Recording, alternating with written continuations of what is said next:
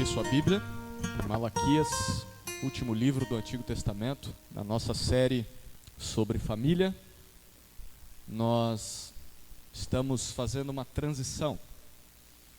Estamos encerrando as mensagens no Antigo Testamento, as principais sobre família, e a partir dos próximos domingos nós observaremos o Novo Testamento e o que o Novo Testamento fala a respeito do assunto. Chegamos em um tema, talvez o tema mais indigesto que eu tive de lidar, e como oramos antes do culto com toda a equipe, eu creio que vai ser o texto mais difícil que eu já preguei em toda a minha vida. Por isso eu oro para que você ore, e é por isso que eu peço para você também.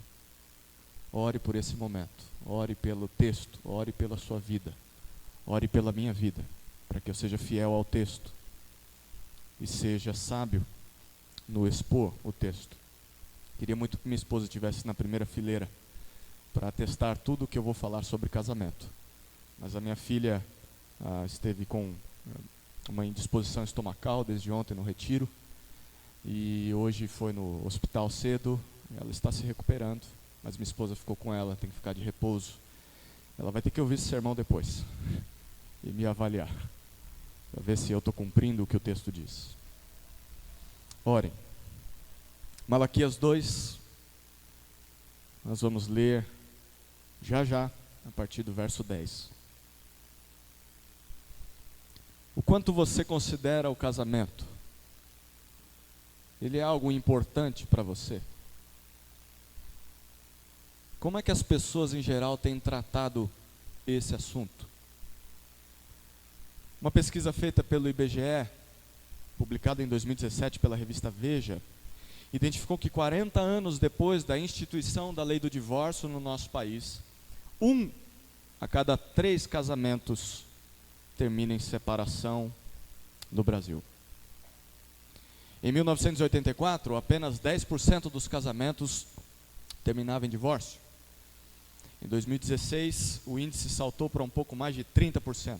São, em média, desde lá até aqui, 580 divórcios por dia durante todo esse período.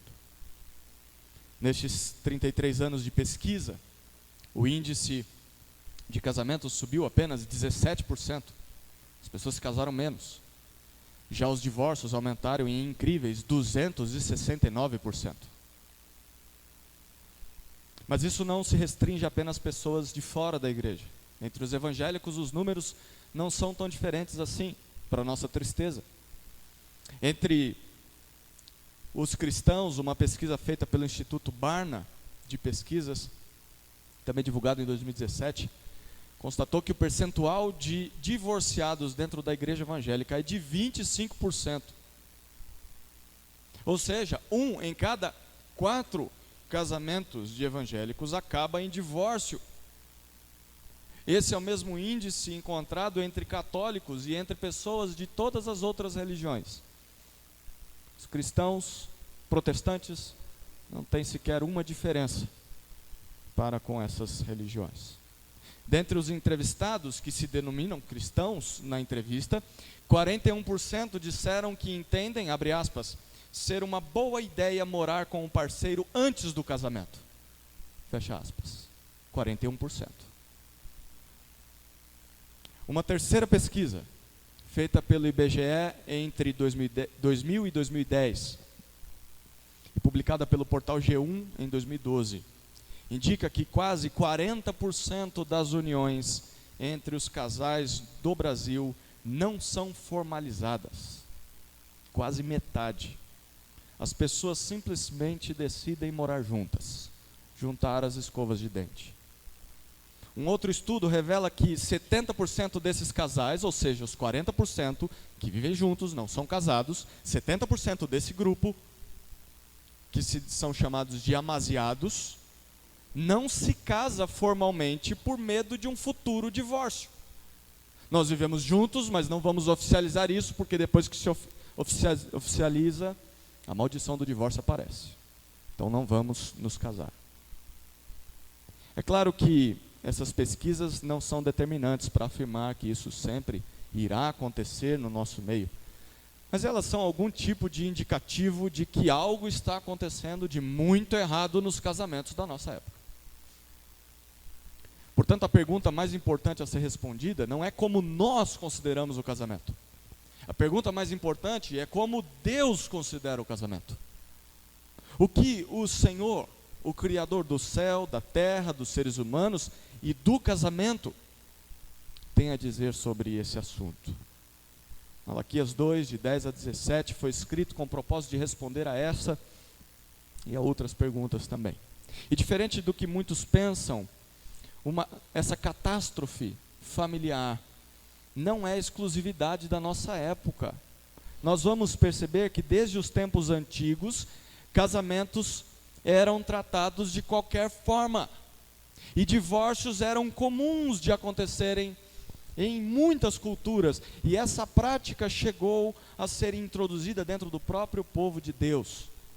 Pior ainda, ela era vista não somente na vida do israelita comum, mas especialmente na vida dos sacerdotes e dos líderes religiosos da nação. Malaquias foi um livro escrito anos depois do retorno do povo judeu a Jerusalém, vindo do exílio na Babilônia. Malaquias foi um profeta contemporâneo de Esdras e Neemias, e ele escreveu o seu livro logo após o término dos outros, após a reconstrução do muro e do templo de Jerusalém.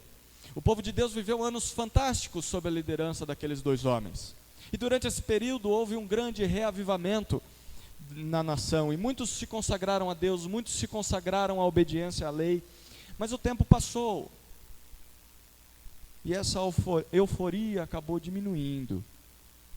A adoração ao Senhor no templo acabou caindo na rotina. Todo sábado tinha que ir para o templo. As coisas de Deus já não tinham mais aquele brilho. E todas as festas, todos os sacrifícios passaram a ser um fardo para o povo. Eles faziam, mas pensavam, eu podia estar fazendo outra coisa do que está cultuando ao Senhor agora. E por isso Malaquias escreve esse livro. Malaquias quer despertar o povo dessa apatia espiritual e convocar esse povo a se arrepender e começar a tratar as coisas de Deus de uma maneira especial e não de qualquer jeito. Em resumo, ele afirma que se as pessoas não têm prazer no serviço a Deus, é porque já perderam há muito tempo o prazer no próprio Deus. Portanto, o livro é uma chamada ao arrependimento, a encontrarmos o nosso deleite não nas coisas que fazemos ao Senhor, mas no próprio Senhor. Esse deleite virá de crermos no que o Senhor diz e de fazermos aquilo que Ele ordena. E quando isso acontece é que nós passamos a considerar as coisas de Deus com prazer e com alegria.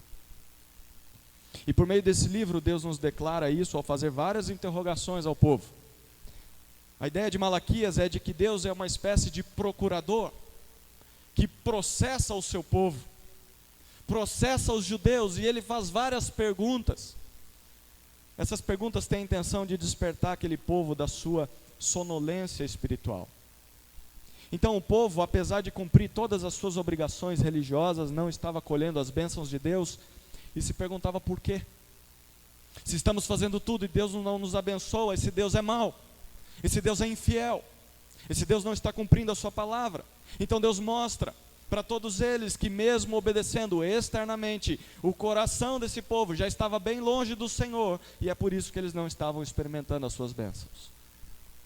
Ao longo do livro nós podemos encontrar ao menos 5 disputas entre Deus e o seu povo, e o nosso alvo nessa noite é focar na terceira disputa encontrada nesse livro, a respeito da infidelidade do povo para com os seus casamentos. Capítulo 2, versos 10 até 17. Acompanhe comigo a leitura da palavra de Deus. Não temos todos o mesmo Pai? Não fomos criados pelo mesmo Deus? Por que então somos infiéis uns aos outros, quebrando a aliança de nossos pais? Judá tem sido infiel. Uma abominação foi cometida em Israel e em Jerusalém. Porque Judá profanou o santuário do Senhor, o qual ele ama, e se casou com a filha de um Deus estrangeiro. O Senhor eliminará das tendas de Jacó o homem que fizer isso, seja quem for, e o que traz ofertas ao Senhor dos exércitos.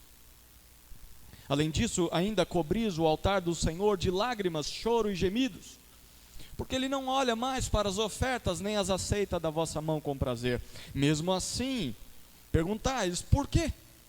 Porque o Senhor tem sido testemunha entre ti e a esposa que tens desde a juventude, para com a qual foste infiel, embora ela fosse tua companheira e a mulher da tua aliança matrimonial.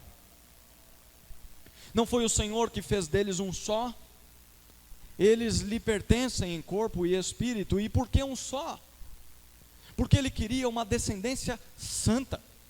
Cuidai de vós mesmos, portanto, e que ninguém seja infiel para com a sua esposa desde a juventude, pois eu odeio o divórcio, e também odeio aquele que se veste de violência, diz o Senhor Deus de Israel.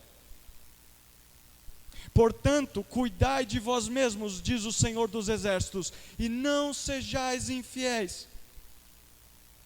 Tendes aborrecido o Senhor com vossas palavras, e ainda perguntais, como o temos aborrecido? Quando dizeis que todo aquele que faz o mal passa por bom aos olhos do Senhor, e que é deste que o Senhor se agrada, e ainda quando perguntais, onde está o Deus da justiça? Vamos orar.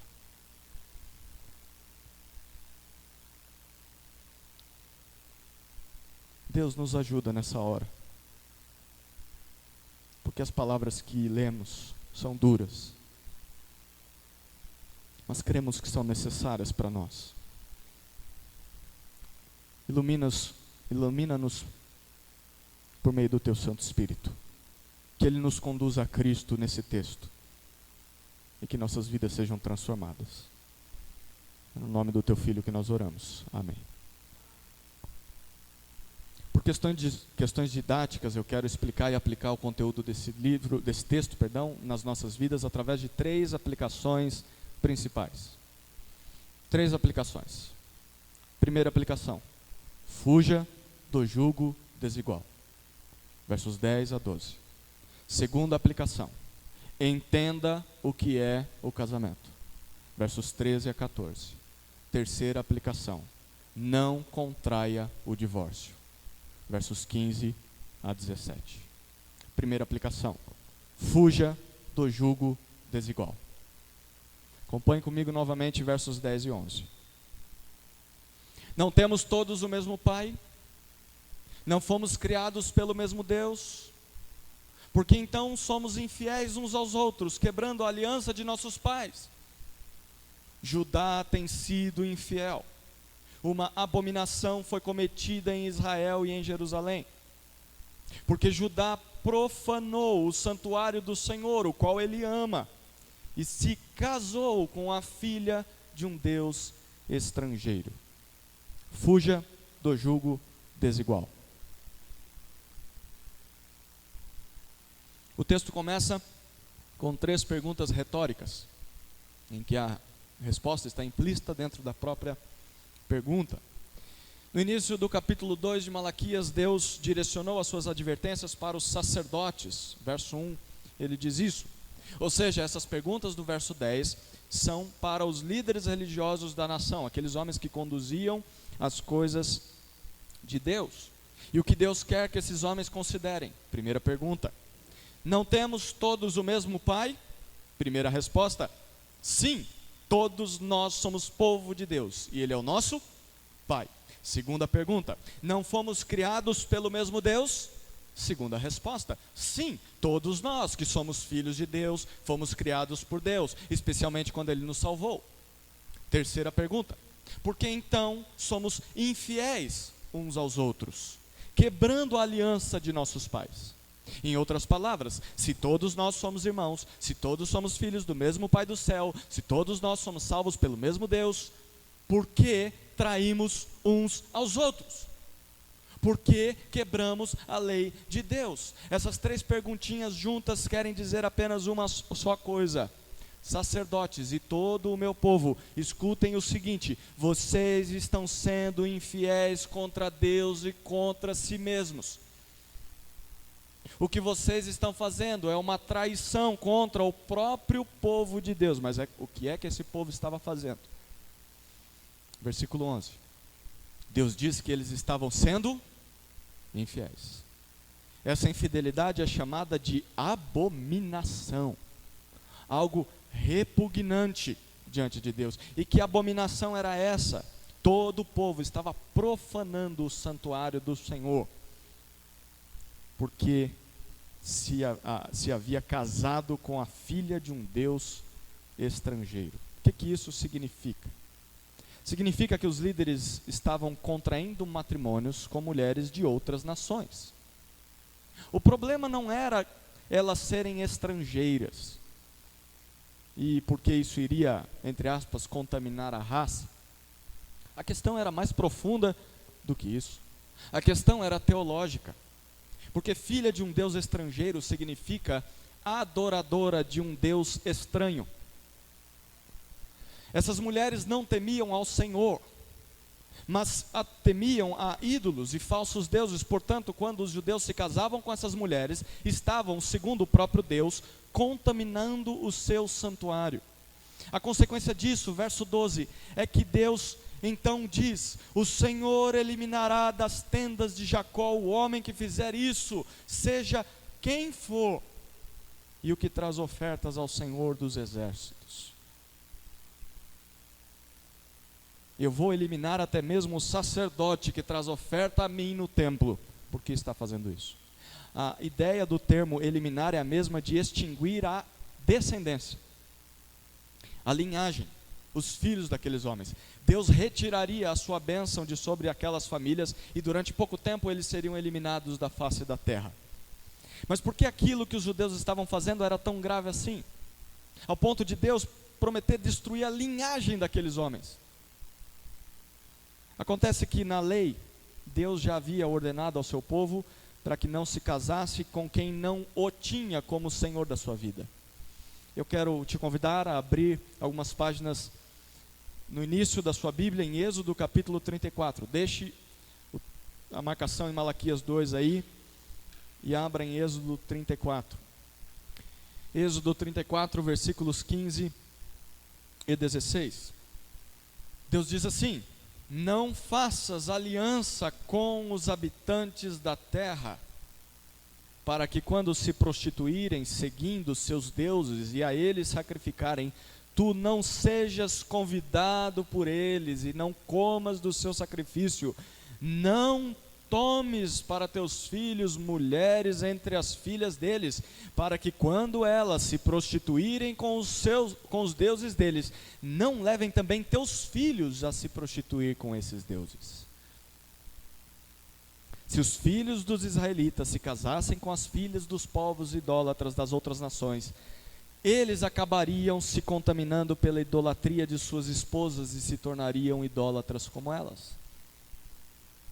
Em Deuteronômio capítulo 7, Deus repete isso. Abra sua Bíblia aí, mais alguns livros à frente. Deuteronômio 7, verso 3 e verso 4. Deuteronômio 7, 3 e 4. Não realizarás casamentos com elas. Quem são elas? São as mulheres idólatras das outras nações no contexto. Não darás tuas filhas aos seus filhos, e não tomarás suas filhas para os teus filhos, pois elas fariam teus filhos se desviar de mim para cultuar outros deuses. E a ira do Senhor se acenderia contra vós e depressa vos destruiria. O caso de Deus, portanto, não era xenofobia, que é ódio de povos de outra etnia. A questão era religiosa. Se o povo de Deus se casasse com pessoas que não conhecem a Deus, essas pessoas corromperiam aquele povo e fariam o povo do Senhor desviar dos seus caminhos. Pense como isso é extremamente prático nos nossos dias. Em Malaquias 2:10, vamos voltar para lá. Deus disse que esses casamentos eram uma quebra da aliança feita pelos pais dos judeus. Ou seja, eles eram povo de Deus. Mas ao contrair casamentos, entre aspas, mistos, casamentos com pessoas descrentes, eles estavam trazendo para dentro do povo do Senhor uma mancha. Alguém descrente. Logo, isso era uma espécie de traição, não só contra Deus, mas Deus identifica nesse texto, era uma espécie de traição contra todo o povo. Isso porque o pecado de um afeta a todos nós, porque nós todos somos parte do mesmo povo, o povo de Deus. O casamento misto dilui a pureza do povo de Deus. Agora, onde deveria haver apenas crentes, há descrentes infiltrados. Por isso, o casamento misto, ou como nós conhecemos nos termos de hoje, julgo desigual, que é a união matrimonial entre um crente no Senhor Jesus e um descrente no Senhor Jesus. Um casamento assim afeta negativamente a todos nós, e não só quem casa. Afeta a sua família, afeta os seus filhos, e afeta até mesmo a igreja. Deus disse no verso 11 que isso profana o seu santuário. Isso significa que esses idólatras estavam entrando no templo do Senhor. Mas também significa que o testemunho do povo estava sendo manchado no mundo.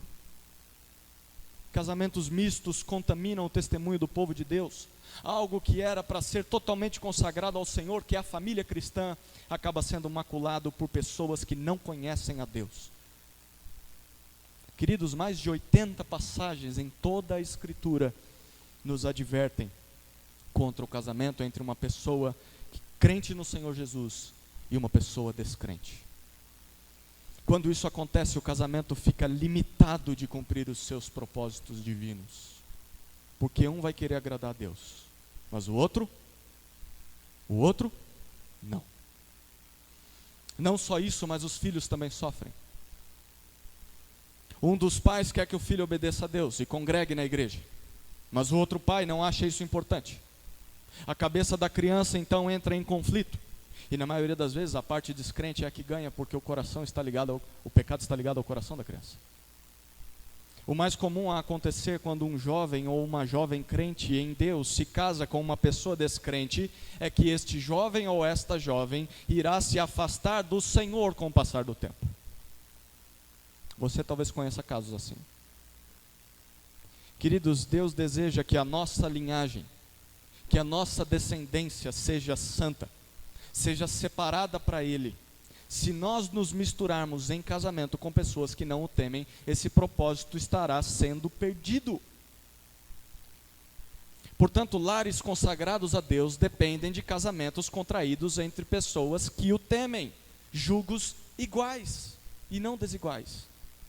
Por isso, jovens deveriam namorar com crentes. Isso é óbvio. E por que é óbvio? Se eles querem fazer a vontade de Deus, estão se planejando para casar, é óbvio que vão começar a namorar com um crente. Não existe isso de namoro missionário, em que eu começo a namorar, mas Deus vai converter ele, Deus vai converter ela. É só congregar. Eu faço um jeitinho, ele levanta, ela levanta a mão no culto de oração, beleza. Vai se enganando. Deus pode converter, mas ninguém garante que isso vai acontecer. Se o namoro e o noivado visam o casamento, eles devem começar com alguém que é crente. Porque não faz nenhum sentido começar e se envolver emocionalmente com quem Deus diz claramente que você não deve casar. Esse texto é claro. Eu não precisaria nem estar explicando esse texto para nós. Por mais que você esteja apaixonado ou apaixonada, Deus diz, não, pode parar de orar, porque a minha vontade você já sabe. Essa é a primeira aplicação de Deus para nós nessa noite. Fuja do jugo desigual. Isso é trair ao Senhor. E isso é trair ao povo do Senhor. Isso é a abominação diante de Deus. Segunda aplicação. Entenda o que é casamento. Entenda o que é casamento. Vamos ler novamente versos 13 e 14. Além disso, ainda cobris o altar do Senhor de lágrimas, choro e gemidos, porque Ele não olha mais para as ofertas, nem as aceita da vossa mão com prazer. Mesmo assim perguntais, por quê? Porque o Senhor tem sido testemunha entre ti e a esposa que tens desde a juventude, para com a qual foste infiel, embora ela fosse tua companheira e a mulher da tua aliança matrimonial. Entenda o que é casamento. Havia uma segunda questão de Deus contra os sacerdotes do povo. Eles estavam cobrindo o altar do Senhor de lágrimas, choro e gemidos. O que isso significa? Que esses homens perceberam que Deus não os estava mais abençoando. Deus não estava mais aceitando as suas ofertas, tendo prazer nas suas ofertas. E ao invés de observar como estavam andando em suas vidas e avaliar se estavam fazendo algo de errado, eles se derramavam em lágrimas diante de Deus, perguntando: por que, Deus? Por que o Senhor não nos abençoa mais? O que nós estamos fazendo de errado? Nós temos feito todos os sacrifícios religiosos como o Senhor manda. Por que nós não recebemos as bênçãos do Senhor? E Deus responde por quê no verso 14. Vocês estão sendo infiéis à sua aliança matrimonial. Vocês estão traindo seus votos de casamento. Vocês estão abandonando os seus compromissos feitos com as suas mulheres. Como é que eles estavam fazendo isso? Nós vamos observar no próximo ponto. Mas por enquanto perceba alguns detalhes nesse verso 14 que nos mostram qual é a definição que Deus apresenta ao casamento, como Deus vê o casamento. 3 aspectos do casamento apresentados por Deus aqui nos saltam aos olhos, nos chamam a atenção. Primeiro aspecto do casamento segundo Deus: o casamento é uma aliança. Perceba como Deus chama a esposa daqueles sacerdotes com quem eles estavam sendo infiéis. Ele diz: a mulher da tua aliança, ou do teu concerto, algumas versões dizem. Aliança é a mesma coisa que um acordo ou um trato.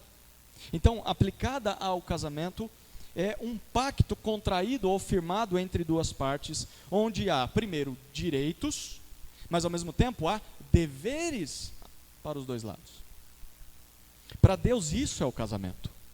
Casamento é uma união feita entre um homem e uma mulher, contraída por meio de um acordo de exclusividade, fidelidade e intimidade.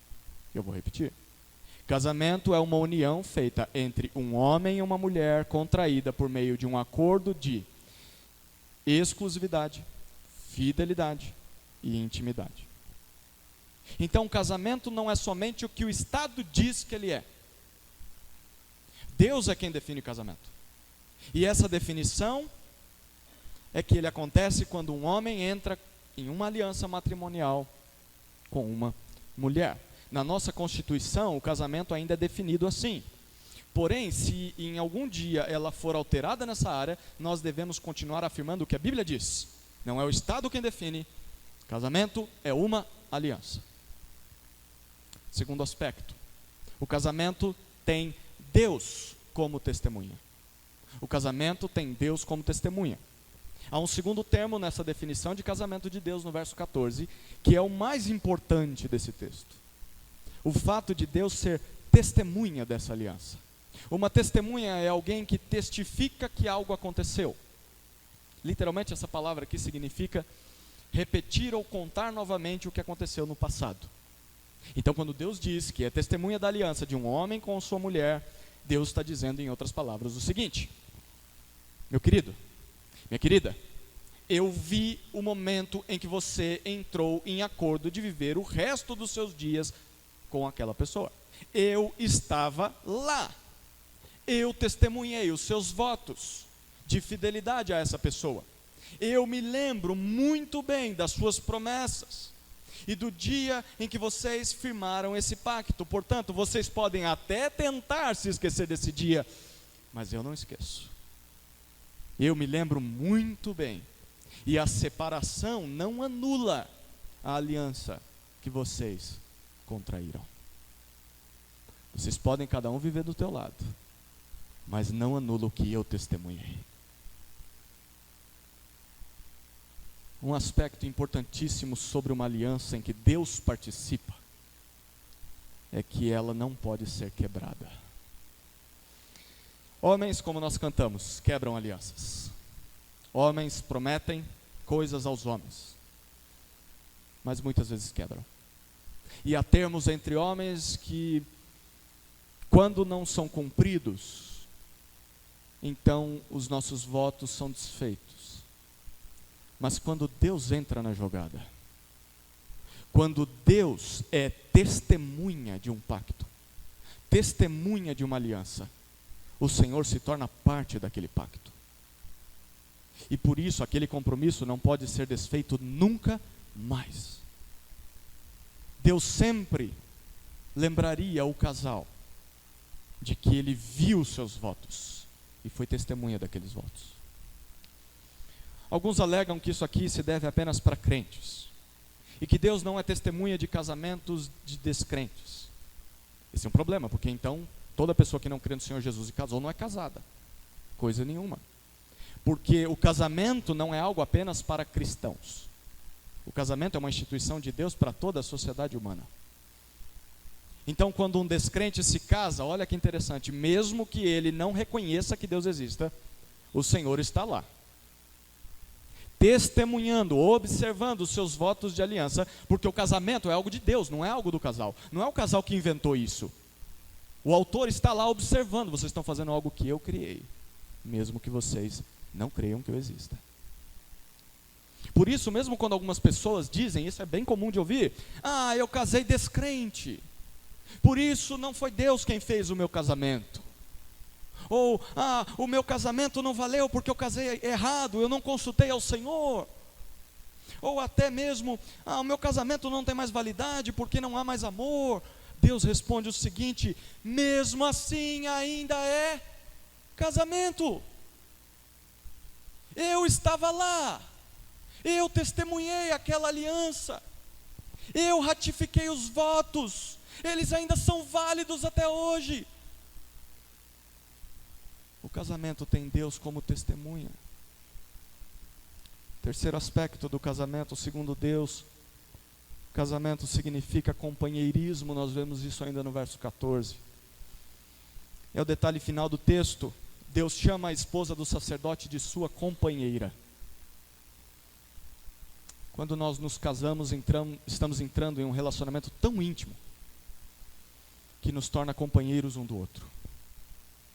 Companheiro é alguém intimamente associado a outra pessoa. É como você entrar em uma parceria de amizade vitalícia, em que os dois agora vão andar juntos e devem contribuir na mesma missão, que deveria ser obedecer a Deus. É por isso que a traição daqueles homens diante de Deus era tão chocante, porque eles estavam falhando com suas companheiras mais íntimas nesta vida. Uma pessoa que abandona o seu cônjuge é a pessoa que está dizendo: eu estou abandonando o meu companheiro, a minha companheira. Você deveria ficar de olho bem aberto com uma pessoa que não é fiel nem com a pessoa mais íntima da sua vida. Casamento significa companheirismo. Mais uma vez eu quero te convidar a passear na sua Bíblia. Eclesiastes capítulo 5, depois de Provérbios. Eclesiastes 5, versos 4 e 5. Quando fizeres algum voto a Deus, não demores a cumpri-lo, porque Ele não se agrada de tolos.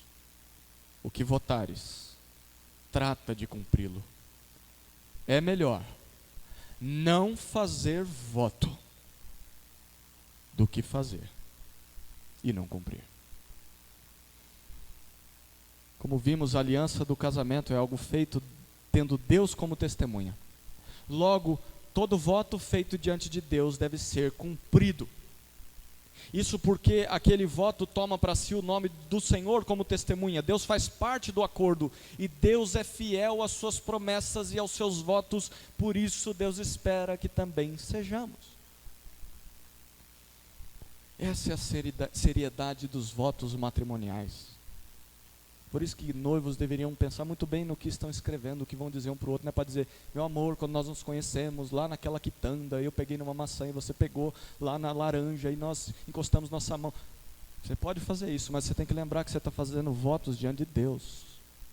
Não é declaração de amor. É o selar de uma aliança. Mas nós também deveríamos considerar com seriedade esses votos quando eles são feitos ou simplesmente quando eles são implicitamente feitos, quando o casal concorda então de viver junto. Eu vou sair da minha casa, eu vou viver com você, você não vai viver mais com seus pais, mas não vamos fazer nada de papel, nada. Ok, mas você está fazendo algum tipo de voto aí. Você vai alugar as casas que vocês vão morar.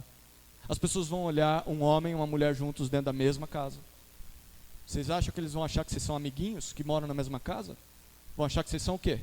Um casal. Jovens deveriam pensar muito bem antes de fazer isso.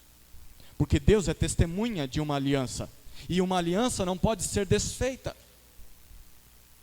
Isso traz uma responsabilidade enorme para nós que somos convidados a sermos testemunhas de um casamento. Na nossa cultura nós chamamos isso de padrinhos, né? Mas são testemunhas. Uma testemunha é alguém que está ali e fará o casal se lembrar dos seus votos e de que aquela aliança não pode ser desfeita. Por isso, se nós somos testemunhas ou somos padrinhos de algum casal, nós deveremos lembrar esse casal o tempo todo do que eles fizeram naquele dia. Eles não podem se separar. Eles devem travar até as últimas batalhas para continuarem juntos. Esse é o papel de uma testemunha, de um padrinho. Não falar, vai procurar tua felicidade mesmo, larga ela, larga ele, vai casar com outro. Não. Volta para tua casa, vai lá resolver teu negócio. Ao mesmo tempo, noivos deveriam pensar muito bem sobre quem vão chamar como testemunhas ou como padrinhos do seu casamento. Devem ser pessoas que amem a Deus. E pessoas que em momentos de crises vão lembrá-los dos seus votos matrimoniais. Porque se não forem crentes tementes a Deus, você vai ouvir todo e qualquer tipo de conselho que não honra o Senhor. Mas você convida só porque é amigo de infância. Você está trocando a amizade pelo conselho sábio. Vale a pena? Essa é a segunda aplicação dessa noite. Entenda o que é casamento. Casamento é uma aliança de companheirismo, que tem o próprio Deus como testemunha. Não pode ser desfeito. E quando acontece é como se Deus entrasse na separação. Deus não aceita essa separação, porque Deus é uma testemunha fiel. É por isso que nós chegamos na terceira aplicação. Não contraia o divórcio. Não contraia o divórcio. Versos 15 até 17, vamos ler novamente. Não foi o Senhor que fez deles um só? Eles lhe pertencem em corpo e espírito. E por que um só? Porque ele queria uma descendência santa. Cuidai de vós mesmos, portanto, e que ninguém seja infiel para com a sua esposa desde a juventude, pois eu odeio o divórcio. E também odeio aquele que se veste de violência, diz o Senhor Deus de Israel. Portanto, cuidai de vós mesmos, diz o Senhor dos Exércitos, e não sejais infiéis. Tendes aborrecido o Senhor com vossas palavras, e ainda perguntais, como temos aborrecido? Quando dizeis que todo aquele que faz o mal passa por bom aos olhos do Senhor, e que é deste que o Senhor se agrada, e ainda quando perguntais, onde está o Deus da justiça? não contraia o divórcio. O verso 15 é um dos versículos mais difíceis de se traduzir em todo o Antigo Testamento. De todas as possibilidades de tradução que você vai encontrar, que parece ser mais coerente com o contexto, é a de que Malaquias está dizendo pelo menos duas coisas aqui. Primeira sentença: no casamento, Deus faz de duas pessoas uma só. No casamento, Deus faz de duas pessoas uma só. A linguagem do verso 15 parece remeter à ideia de Gênesis 1 e 2. Ali Deus forma o homem do pó da terra e sopra o seu espírito, o fôlego de vida nas narinas deste homem. E depois disso Deus coloca esse homem no jardim do Éden, e uma das suas costelas é tirada e é formada, e Deus dá forma daquela costela à mulher. Logo, então, o primeiro casal veio de um só homem, e do mesmo sopro de vida, o mesmo espírito. É por isso que em Gênesis 2:24 nós lemos que o homem deixará pai e mãe, se unirá à sua mulher e eles serão uma só carne. De dois Deus faz um. Então a ideia é a de que o primeiro casal veio de um só, veio do homem na criação, e juntos eles voltam a ser um só, uma só carne no casamento. Então no casamento Deus faz de duas pessoas uma só. Segunda sentença de Malaquias. Ainda no verso 15, Deus faz isso porque deseja um povo santo. Deus faz isso porque deseja um povo santo. O texto responde no verso 15, e por que somente um? Porque Deus queria, ou porque Deus buscava uma descendência santa, uma descendência que Ele havia prometido. Ou seja, desde que criou Adão e Eva, Deus tinha um propósito. O propósito é que a partir daquele casal, novos filhos fossem gerados e novos casais fossem gerados desses filhos, e a terra fosse preenchida de adoradores dele. Deus queria que o mundo fosse completamente tomado de casais que, apesar de serem dois, são um. Famílias assim pregariam aos seus filhos qual é o propósito de Deus para o casamento, e seriam famílias santas, famílias totalmente dedicadas ao Senhor e aos seus propósitos. É por isso que, ao se casarem com mulheres descrentes, aqueles sacerdotes estavam cometendo um erro tão grave diante de Deus, porque eles estavam deturpando o propósito de Deus para a família. Ter uma descendência santa. Esse propósito foi estabelecido desde a criação do mundo. Mas aqueles homens não só estavam se casando com mulheres descrentes. O verso 15, a última parte do verso, diz que antes de se casarem com mulheres descrentes, eles estavam abandonando suas esposas. Por isso Deus diz: cuidem de si mesmos, parem de ser infiéis para com a mulher da sua juventude. Agora ela já não é tão bonita quanto era naquela época, né? A juventude já não é mais como era. Agora não temos muita juventude, mas aí você observa e vê no mundo uma mulher descrente, mas que é muito bela. E o que você faz, sacerdote? Você larga a tua mulher, vai ficar com a mais nova, vai ficar com a mais bonita, vai ficar com aquela que é descrente. Cuidem de si mesmos. Como quem diz: eu vi vocês casando, e aquilo não pode ser anulado. Parem de ser covardes. Parem de abandonar suas esposas. Parem de casar com mulheres de outras nações. E Deus explica por que eles deveriam parar de fazer isso no verso 16. O que Deus diz? Porque eu, o Senhor Deus de Israel, odeio o divórcio. Poucas coisas a Bíblia diz que Deus odeia. O divórcio é uma delas. A palavra odiar significa repugnar algo. Seria o mesmo que dizer: eu não tenho nenhum desejo de ter contato ou relacionamento com isso. Deus não criou o divórcio. Jesus, em Mateus 19:8, nós vamos chegar lá nessa passagem, daqui 2 domingos, sobre a famosa ou suposta cláusula de exceção. Mas lá naquele texto, Jesus diz que divórcio é invenção humana. E o divórcio é aplicado por causa da dureza do coração das pessoas. Então, o divórcio nunca foi plano do Senhor para os casamentos, por isso Ele o odeia. Porque a separação de um casal distancia essas pessoas de cumprirem o propósito do casamento. Quanto mais longe um marido estiver da sua esposa, mais difícil será para que esse casamento glorifique a Deus. Na época do Antigo Testamento, havia 2 termos para se referir a divórcio. Um primeiro termo tratava da separação formal, aquela que tinha carta assinada e tudo. Um segundo termo definia uma separação informal, em que o cônjuge simplesmente abandonava o outro. Mas independentemente de qual é a situação, se é oficial e tem carta, se não é oficial e não tem carta, a separação sempre vai atrapalhar o casal de cumprir os propósitos de Deus para o casamento. Portanto, tanto faz se é um divórcio formal ou se é um divórcio informal, Deus odeia os dois. Deus odeia ambos.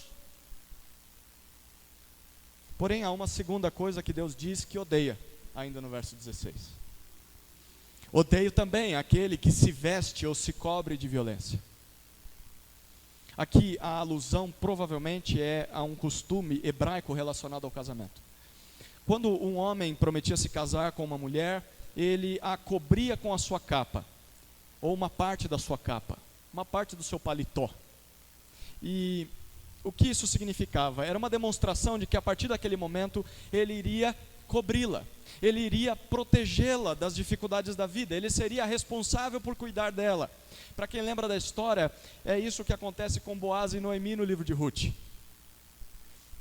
Naquela história, Noemi chega até Boaz e pega a capa dele e cobre um pouquinho da capa dos seus pés e cobre-se com aquele pedacinho.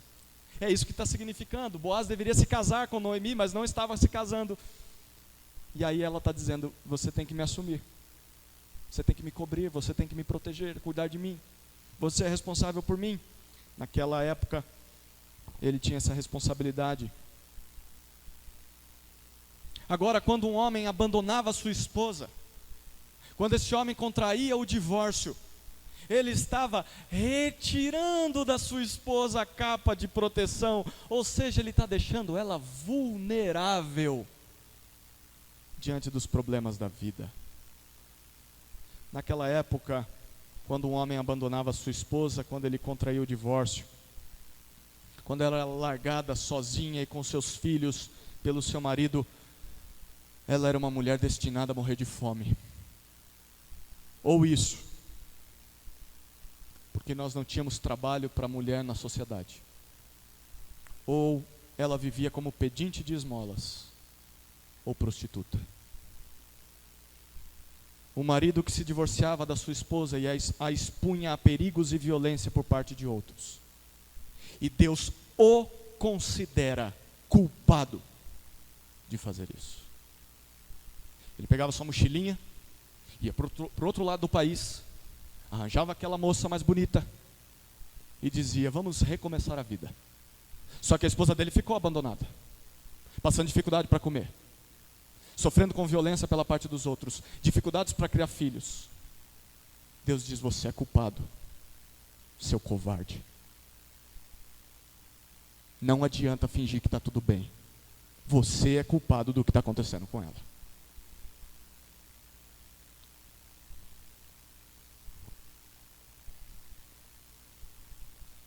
Por isso Deus ordena aos sacerdotes no final do verso 16: cuidem de si mesmos e não sejam mais infiéis. Acabem com seu adultério, consertem seus casamentos quebrados e assumam novamente suas responsabilidades matrimoniais. Deus termina esse discurso no verso 17 dizendo que eles o estavam aborrecendo com as suas palavras, dizendo que todo aquele que faz o mal está certo, que Deus se agrada destes. Olha que interessante, esses sacerdotes não só decidiam se divorciar das suas esposas e se casar novamente com mulheres descrentes, como ensinavam a todo o povo que quem fazia isso como eles, estava fazendo certo, e que Deus se agradava de quem recomeçava, porque sou nova criatura, eis que tudo se fez novo, o velho homem já passou, os velhos casamentos já passaram, você é livre para agora assumir novas responsabilidades. Mas e a minha mulher? Que se dane a sua mulher, que se dane os seus filhos, tenha renovo, seja feliz. Deus diz: vocês estão me aborrecendo com essas palavras. Vocês estão mentindo para o meu povo. Vocês estão aprovando algo que eu nunca aprovei. Isso é muito comum hoje em dia, não é? Pastores que abandonam seus casamentos, abandonam suas famílias, se casam novamente com outras mulheres e ainda ensinam o povo de Deus que isso é algo lícito, que Deus aprova, e a igreja aplaude de pé. E por que aplaude de pé? Porque não tem coragem de confrontar esse homem, mas também porque quer ter uma brecha. Pode ser que amanhã eu me divorcie e posso casar com quem eu quiser de novo, e esse homem vai ser obrigado a fazer meu casamento, porque eu estou aplaudindo o recasamento dele. Mas Deus diz: isso me aborrece. Eu estou cansado, eu estou farto, eu estou cheio de quem faz isso. Isso é mentira.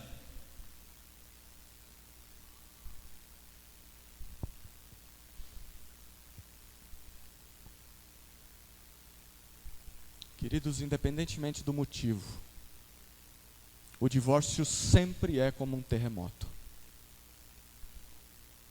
Os seus efeitos provocam estragos grandiosos e terríveis. Um marido que abandona sua esposa diante de Deus, como nós vimos no texto, ele é culpado de tirar a sua capa de proteção da esposa. Portanto, ele a está expondo às maldades da vida. Ele está expondo a sua mulher das possibilidades de pobreza, de tristezas, de lutas, de assaltos, de estupros, de aproveitamento de outras pessoas. E Deus o considera culpado de fazer isso. Não só isso. Mas perceba, caso essa mulher divorciada se relacione com outra pessoa porque ela ficou sozinha, esse relacionamento de adultério também tem a sua parcela de culpa no marido que abandonou a sua mulher. Ele a expôs a essa vulnerabilidade. E isso vale tanto para o marido que abandona a sua esposa, para a esposa que abandona o seu marido. Você está expondo o seu cônjuge a viver com outro, e Deus vai cobrar de você isso também. Além disso, algumas estatísticas apontam que o divórcio também causa graves consequências na vida dos filhos. Por mais que os pais tentem negar, ou tentem amenizar isso, filhos de divorciados, segundo pesquisas, são 26% mais propensos a abandonar o ensino médio. Na faculdade, o quadro piora. Apenas 33% de filhos de divorciados conseguem o diploma ao término do curso universitário. Apenas um terço. 90% das crianças ficam com a mãe após a separação. E dentre essas crianças, 50% disseram que viram seu pai há 1 ano atrás. Apenas. O divórcio causa distanciamento entre pais e filhos, e como você, pai, vai pastorear o seu filho se ele está em outra casa, com outro padrasto, outro pai? Há dados que demonstram também que filhos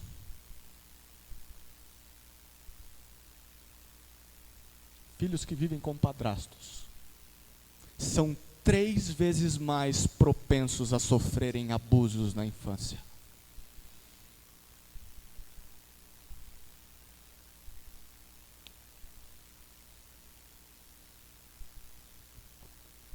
Nós deveríamos pensar muito bem antes de fazer isso. Se tudo isso já não é terrível o suficiente, o pior efeito na vida das crianças é que, segundo a pesquisa, abre aspas, depois do divórcio, os filhos ficam mais propensos a parar de praticar a fé. Fecha aspas. Muitos perdem a confiança em Deus por causa do mau exemplo dos seus pais. Essa é a terceira aplicação dessa noite. Não contraia o divórcio. Ele não pode ser considerado uma alternativa piedosa para fugir dos nossos conflitos conjugais, porque os seus efeitos sempre são destrutivos. Nós não podemos nos colocar como defensores do divórcio, pois ele vai totalmente contra o que Deus ordena. Se você ensina o divórcio e defende o divórcio, você tem que pegar esse texto da tua Bíblia e rasgar essa página. Você tem que riscar isso aqui. Porque não tem como fugir desse versículo. Queridos, por que o casamento é uma coisa tão cara? tão importante para Deus. Nós cantamos hoje, Deus é fiel. Essa é uma frase bíblica, 2 Coríntios 1,18. Isso significa então que Deus é verdadeiro, Deus é confiável, porque Deus se mantém firme nas suas promessas, mesmo quando os outros falham em cumprir a sua parte. Deus é fiel a uma aliança que contrai com os homens, não por causa dos homens em si, porque os homens são fiéis na sua parte do trato, ou porque os homens são merecedores da fidelidade de Deus, não. Deus é fiel nas alianças com os homens por causa dele mesmo, por causa do seu caráter justo, por causa do seu caráter amoroso. Sabe aquela letra? Deus é fiel a mim? Fiel a mim. Sim, a gente entende, mas Deus não é fiel a mim por causa de mim. Deus é fiel a mim por causa dele mesmo, porque ele é fiel, ele é verdadeiro. 2 Timóteo 2,13, Paulo diz: se somos infiéis, ele permanece fiel, pois não pode negar-se a si mesmo. Deus não volta atrás em algo que prometeu, porque ele é fiel, é da natureza dele. É isso que fez com que ele, apesar da rebeldia do seu povo, dos seus sacerdotes, condenado aqui por Malaquias, o Senhor os castigou, o Senhor os feriu, os julgou, mas não os abandonou totalmente.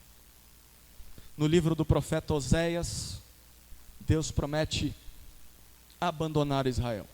Ele chama Israel da sua esposa, mas ele vai fazer isso por um tempo, porque o povo havia traído ele com falsos deuses. Vamos observar esse texto, Oséias. Nós vamos encerrar com o livro de Oséias. Oséias 2,13. Todos achamos? Deus diz sobre Israel, ele está chamando Israel de a sua esposa. Então quando ele fala de uma mulher aqui, ele está falando da nação.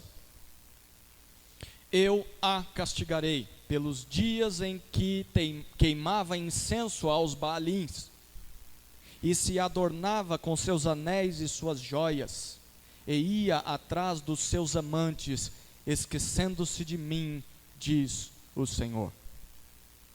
Eu vou abandonar Israel por um tempo, porque Israel me abandonou. A ideia de que Israel saiu da minha casa e foi me trair.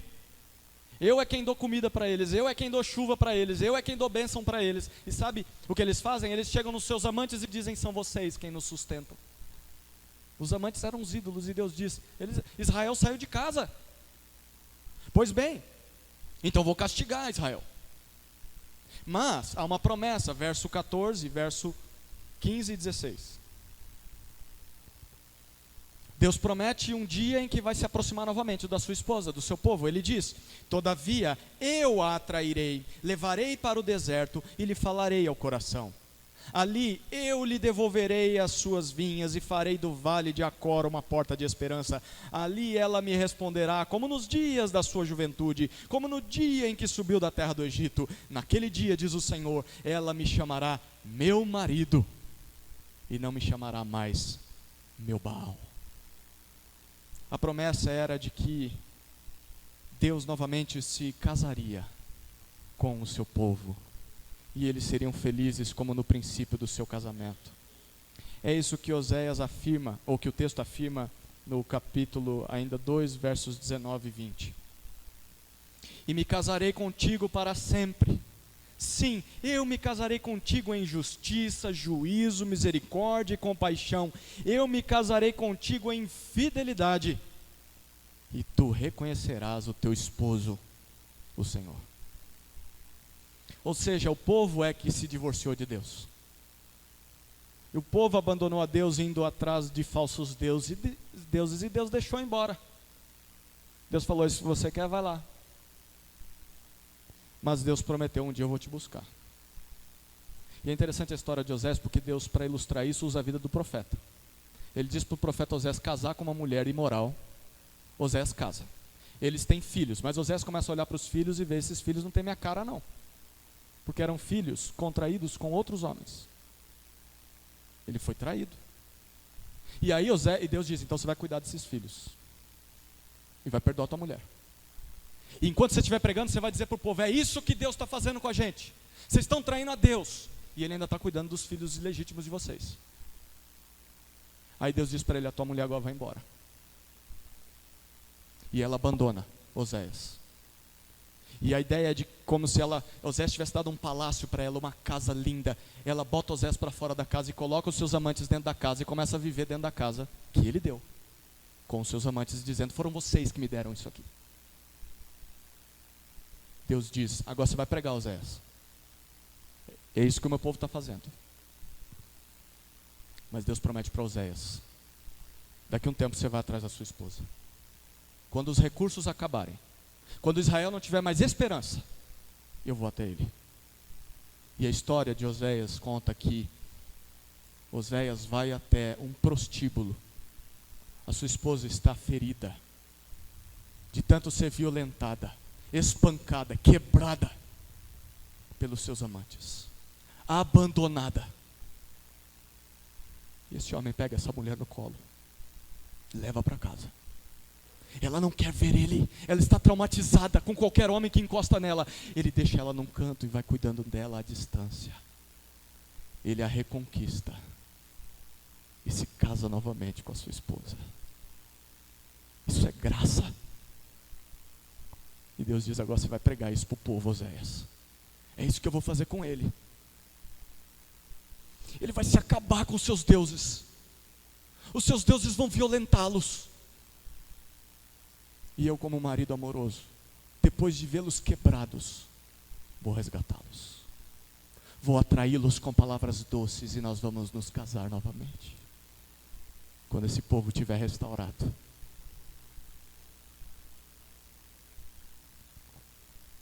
E Deus fez isso.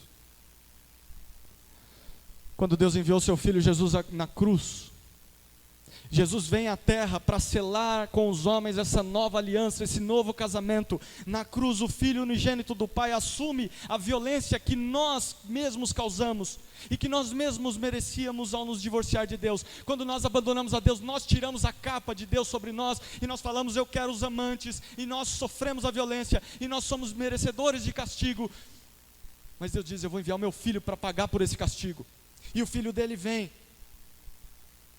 E nessa nova aliança, nesse novo casamento entre Deus e o homem por meio de Cristo, o Senhor perdoa todos os nossos pecados. Ele nos dá um novo coração, um coração que agora é capaz de amá-lo sobre todas as coisas, um coração que agora não é mais um coração que se entregará aos amantes, um coração que vai atrás de falsos deuses. E nessa nova aliança, Deus foi e Deus tem sido fiel, mesmo que o seu povo, mesmo que a sua esposa foi e continue sendo muitas vezes infiel. Sabe o que isso significa? É por causa da fidelidade de Deus, que quando eu e você pecamos, Deus não nos retira o seu espírito, Deus não nos retira a salvação, Deus não nos manda para o inferno, porque Deus prometeu por meio de Jesus que já nos perdoou e que vai nos salvar. Deus é fiel para cumprir o que prometeu, mesmo que nós falhemos com Ele. E essa deveria ser a maior razão, a fidelidade de Deus para conosco, para que nós fôssemos fiéis em nossas alianças matrimoniais. Porque Deus é fiel conosco. E nós deveríamos, em resposta, ser fiéis com nossos cônjuges, e com Deus e com o seu povo. O que isso significa então? Que mesmo casamentos contraídos de maneira imprudente, de maneira errada, com alguém descrente, em julgo desigual, ou quando ainda éramos descrentes, ainda assim esses casamentos são alianças feitas diante do Senhor, e deveriam ser mantidas no que depender de nós, em fidelidade. Há casos que não dependem de nós, mas no que depender de nós, deveriam ser mantidas. Por isso eu quero concluir esse sermão com uma palavra para cada 6 tipos de pessoas que eu creio que estão me escutando nessa noite. 6 tipos de casos. A primeira palavra é para os crentes casados com descrentes. Crentes casados com descrentes. Talvez você tenha feito isso antes de se converter. Ou você fez por ignorância.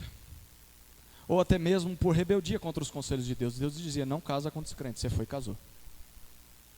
De qualquer forma, você contraiu uma aliança diante do Senhor. O seu casamento é válido. E você deve cumprir seus deveres dentro do casamento. Se você pecou ao se casar com esse cônjuge, peça perdão a Deus. Peça perdão a Ele. E continue fiel a essa pessoa. Se o seu cônjuge deseja continuar com você, permaneça com ele. E ore pela sua conversão. Assuma as consequências dos seus atos. Segunda palavra. É para os jovens que desejam se casar. Eu estou vendo um monte aqui. Jovens, quem se casa com um descrente está desobedecendo a Deus e está atraindo para si consequências terríveis no futuro. Se você pudesse voar daqui para a Espanha e dissessem para você, tem 10 possibilidades de avião para você escolher, mas 9 vão cair no mar e todo mundo vai morrer, só um vai chegar no destino, você mesmo assim viajaria? Você pode escolher dentre os 10, mas 9 vão afundar. Quem é doido de fazer isso? Pois é, o casamento com descrente é isso. Pode dar certo? Por misericórdia de Deus, Ele pode converter essa pessoa. Mas a maior probabilidade é que dê errado. Quem se casa com descrente está desobedecendo a Deus e atraindo para si consequências terríveis no futuro. Portanto, fujam do jugo desigual. Por mais que o seu coração talvez arda por algum jovem ou alguma jovem descrente da sua escola, da sua faculdade, da sua vizinhança, do seu trabalho, lembre-se de que se casar com alguém descrente é trair a Deus e é trair ao povo de Deus. Você não foi chamado para viver uma vida individual, a sua vida é coletiva. Você faz parte de uma família, você faz parte de um povo, tudo que você faz afeta todo mundo. É ir contra tudo que você diz que acredita. Por isso, considerem muito bem antes de se casar. Não sejam precipitados. Queridos, a solteirice é uma possibilidade bíblica. Nós vamos ver isso em futuras pregações. Tem uma pregação só sobre solteirice em 1 Coríntios 7. Vale a pena. Você pode servir a Deus mesmo sozinho. Você não tem que ficar desesperado para casar, eu vou ficar para titio. Tem 14 anos e está pensando nisso. Vai estudar. Vai trabalhar. Pastor Davi Mark diz assim: é melhor ser solteiro e feliz no serviço de Jesus do que ser casado e miserável num jugo desigual. É melhor ser solteiro e feliz no serviço de Jesus do que ser casado e miserável num jugo desigual. Eu posso afirmar isso com toda certeza, no pouquinho de experiência que eu tenho de ministério. Tem gente que seria muito mais feliz se não tivesse casado. Muita gente. Se você duvida disso, jovem, não é assim não, tá bom. Acabando o culto, procura um irmão ou uma irmã que tenha casado com um descrente, ainda tem esse marido, essa esposa descrente. Senta com essa pessoa e pergunta como é a vida dela. Eu tenho certeza absoluta que os cristãos mais sensatos vão te dizer que se pudessem voltar no tempo, tomariam outras escolhas. Pense muito bem com quem você vai se casar. Terceira palavra é para os pais de jovens que pretendem se casar. Papai e mamãe aí, que está do teu lado, que está ouvindo. Pais, ensinem essas coisas aos seus filhos.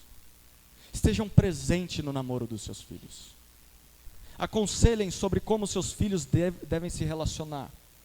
Não permitam relacionamentos dos seus filhos com descrentes. Não permitam, porque tudo isso é para o bem deles. Alguns pais dizem assim, eu já cansei de ouvir isso também. Eu deixo porque senão ele vai fazer escondido. Então tem que deixar, né? Se você acha, eu não acho. Porque se você diz isso, não é só o seu filho que está pecando agora, mas sabe quem está pecando também? Você. Porque você está participando do pecado dele. Você está dizendo, eu deixo meu filho fazer uma coisa que não deveria, para ele não fazer essa coisa escondido. Então agora eu sou um cúmplice do ato errado do meu filho. Certifique-se de que seus filhos estão se relacionando afetivamente com crentes. Porque se aquele namoro é para acabar em casamento, e é isso que um namoro deveria buscar, de que adianta você começar a namorar com uma pessoa descrente e aí depois ver que ela não vai se converter mesmo? Você já se envolveu afetivamente, você já fez planos, a família toda está esperando o casamento, e aí? Para que começar um negócio que não deve começar? Quarta palavra, para os casados. Para nós, os casados. Preservem o companheirismo no seu casamento. Invistam um no outro. Cultivem a sua intimidade. Tenham tempo juntos. Qual foi a última vez que você caminhou com sua esposa ou com seu marido? Qual a última vez que vocês sentaram e conversaram juntos? Deram risada juntos? Assistiram um filme juntos? Leram um livro juntos? Vocês não são amigos? Deveriam ser. Esse é o relacionamento mais íntimo que um homem e uma mulher terão nessa terra. Ah, mas o meu casamento não é assim. O que você está fazendo para mudar então? Nenhuma planta cresce do nada, nenhuma árvore se torna bela de uma noite para o dia. É cultivo, dia após dia, lágrima após lágrima, suor após suor. Invista no seu companheirismo. Cultivem essa amizade e não traiam seus votos matrimoniais. Não sejam infiéis. Se há algum casal aqui, eu não sei, mas se há algum casal aqui que está começando a cogitar o divórcio, precisa se lembrar de que Deus não planejou esse negócio. Deus odeia o divórcio. Lembre-se de que o divórcio traz consequências terríveis e muitas vezes consequências irreversíveis para toda a família. Não considerem o divórcio como uma opção pacífica para resolver os seus problemas. Ele não é. Ele vai trazer mais problemas ainda. Quinta palavra. É para aqueles irmãos divorciados. Ou para aqueles irmãos que foram abandonados. Muitas vezes há cônjuges que, sem mais nem menos, sem nos avisar, decidem ir embora. Abandonam o lar. Outros traem e se ajuntam com outra pessoa. Outros não aguentam mais viver com o seu cônjuge e vão embora. Seja qual for o seu caso. Traidor ou traído. Que abandonou ou que foi abandonado. Lembre-se de que vocês ainda são casados. Vocês ainda são casados. Deus os perdoará se vocês se arrependerem do que fizerem e pedirem perdão a Ele. E caso ainda seja possível, Romanos 12, 18 diz: no que depender de vós, vivei em paz com todos os homens. Caso ainda seja possível, talvez a reconciliação é possível. Se é possível, invista nisso. Invista nisso. Mas talvez há casos que não é possível. Há casos em que a pessoa talvez já está com outra pessoa, que se vier para casa vai causar mal para os meus filhos, para mim, fisicamente, perigo de vida. Então continue sendo fiel ao seu cônjuge, mesmo separado, mesmo distante um do outro, mesmo que ele esteja te traindo, ela esteja te traindo, continue fiel, não arrume outra pessoa, mesmo que ele já esteja fazendo isso. Imite a fidelidade de Deus. Leia o livro de Oséias e aprenda como Deus faz. Sexta palavra, para os recasados. O que são recasados? São irmãos que se divorciaram no passado e acabaram se casando novamente com outra pessoa. Talvez até com mais de uma pessoa. Isso aconteceu algumas vezes na vida. Uma frase precisa ficar ressoando na sua mente. O Deus de misericórdia também é o seu Deus. O Deus de misericórdia também é o seu Deus. A graça do Senhor ainda pode te alcançar. Peça perdão a Deus por suas decisões erradas do passado, e Deus vai perdoá-lo. Peça perdão também ao seu cônjuge, ao atual e ao passado, e siga em frente. Há casos em que as coisas podem ser consertadas, mas há situações em que o ideal de Deus não é mais possível aquela situação. Portanto, se você contraiu uma nova aliança com uma outra pessoa, cumpra os seus deveres para com esse novo casamento, mas também assuma as suas responsabilidades dos casamentos anteriores. E você sabe muito bem o que é isso: pensão, moradia, auxílio aos filhos. Esqueça esse negócio de vida nova. Não, você vai voltar lá e vai cumprir as suas responsabilidades. Isso vai mostrar que você está arrependido. As misericórdias de Deus se renovam a cada dia também para os recasados, aqueles que se arrependem e querem fazer a vontade de Deus a partir de agora. Talvez a vontade de Deus a partir de agora só é possível para você se você continuar nesse casamento. Continue e aprenda a lição. Ensine os mais jovens, ensine os seus filhos a não cometerem os erros que você cometeu. Porém, se você é divorciado e está ouvindo tudo isso, e ainda assim decidir se casar com uma nova pessoa, saiba que Deus vai te pedir contas da sua desobediência consciente e intencional. Você está ouvindo tudo isso? A quem muito é dado, muito será cobrado. Você não é mais ignorante quanto a esse assunto. Queridos, que todos nós sejamos pessoas que valorizem o casamento, tanto quanto Deus valoriza. Mesmo que isso vá na contramão do mundo, mesmo que isso vá na contramão do que muitos evangélicos de hoje em dia dizem, vale mais obedecer a Deus do que agradar aos homens. Amém?